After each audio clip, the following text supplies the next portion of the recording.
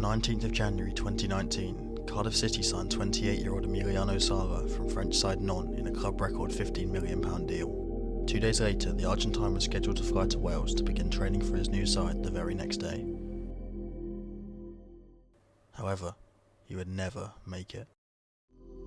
The plane Sala was aboard went missing over the English Channel, which prompted a massive search to locate the aircraft. It wouldn't be until 2 weeks later when wreckage was discovered laying on the seabed 21 miles north of Guernsey. Only one body was recovered from the wreckage. That being of Emiliano Sala. But how did this disaster unfold, and what were the missed opportunities to prevent this tragic event happening? This is Deep Dive.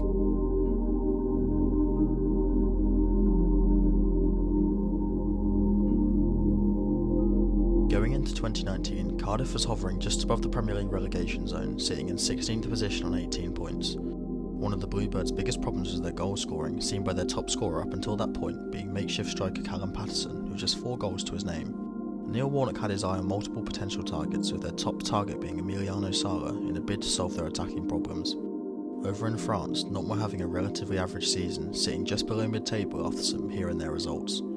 By the turn of the new year, Sala had already equalled his goal tally from his previous 2 League One campaigns, netting 12 times and assisting twice in 19 games.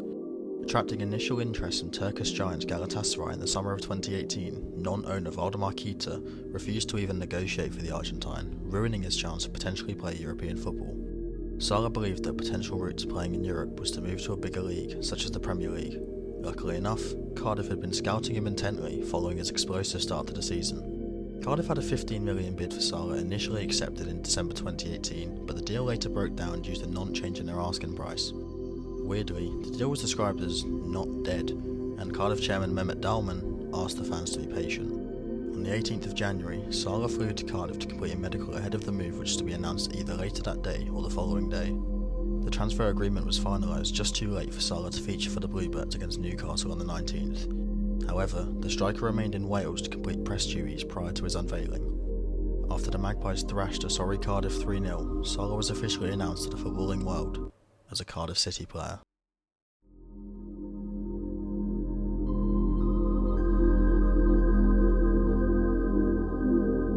Prior to what would have been Sala's first appearance for Cardiff against Arsenal on the 22nd of January, he departed Wales to head back to France to collect his personal belongings and say goodbye to his non-teammates. Sala planned to fly back to the Welsh capital on the 21st of January, just in time to make his debut for his new side. But he would never make it back. The Argentine contacted Jack Mackay, ex-Cardiff reserve winger and more importantly Scottish agent Willie Mackay's son, regarding a potential flight. Jack promised that his father would sort out a flight home after Sala struggled to find a commercial flight, with Willie even saying it would cost Sala nothing if he helped him score goals. Mackay wasn't responsible for the selection of the plane nor pilot. That fell to businessman David Henderson, who organised this. The plane that was selected was a Piper A46 Malibu single-engine aircraft, first manufactured in 1984. Henderson was originally going to pilot the journey himself, but due to being away in Paris, David Ibbotson, a 59-year-old pilot, was selected for the flight. On the initial flight to Nantes, Ibbotson had expressed misgivings about the aircraft, labelling it as dodgy in a phone conversation, whilst also reporting he had heard a loud bang whilst flying over the English Channel. The flight back to Wales departed at 7:15 p.m. from Nantes Atlantique Airport, with Ibbotson and Sala on board.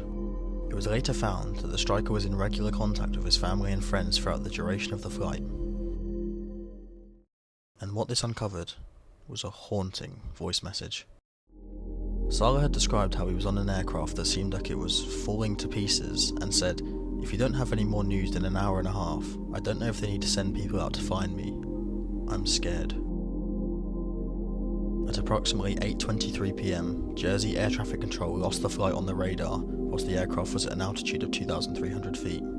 At this point, the flight was 13 nautical miles north of Guernsey and 7 nautical miles northwest of the small island of Alderney.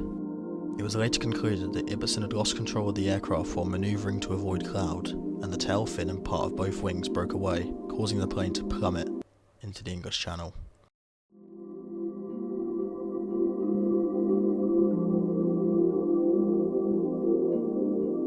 An initial search was conducted following the aircraft's disappearance, but was suspended in the early hours of the following morning due to worsening weather conditions.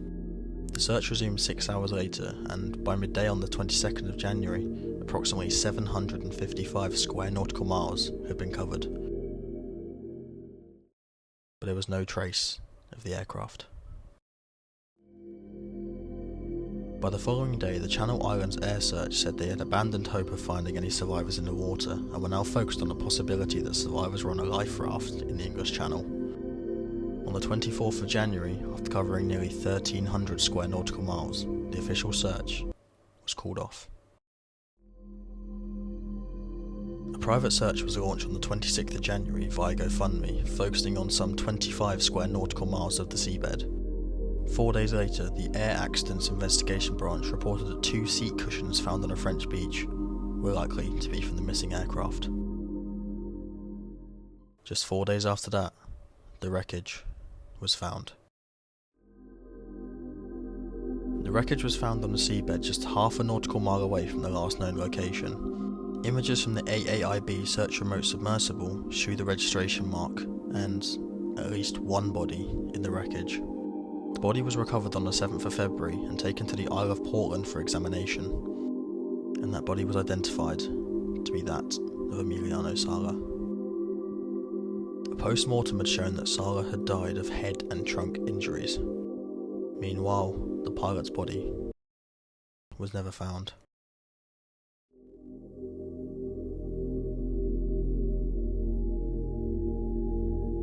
The AAIB opened an investigation into the accident on the 23rd of January, just 2 days after Jersey Air Traffic Control lost contact, and way before any wreckage was found. The pilot immediately came into question. Ibbotson had undergone commercial pilot training but had dropped out before it was completed. Meanwhile, his private pilot licence did not permit him to carry passengers for profit. Furthermore, Ibbotson's type rating for the Piper Malibu had expired in November 2018, 2 months before the crash. It also didn't help that Ibbotson had posted to Facebook that he was a bit rusty with the instrument landing system on the aircraft. Post-mortem tests on Sala's body showed exposure to carbon monoxide of a carboxyl hemoglobin level of 58%, which could have led to symptoms including seizure, unconsciousness, or a heart attack. The final report was published on the 13th of March 2020, stating that Ibbotson was not licensed to fly the plane due to an expired rating and that he was not qualified to fly at night. An inquest opened in February 2022 into the 2 deaths concluded nearly a month later, coming to the verdict that Sala and Ibbotson had been affected by carbon monoxide poisoning from the plane's engine before the crash. In June 2019, David Henderson was arrested on suspicion of manslaughter by an unlawful act, which was later dropped. Instead, Henderson was granted bail until October 2021, where on the 18th of that month, he pled guilty to 1 charge of attempting to discharge a passenger without permission or authorization. 10 days later, he was also convicted on the charge of endangering the safety of an aircraft and was eventually jailed for 18 months.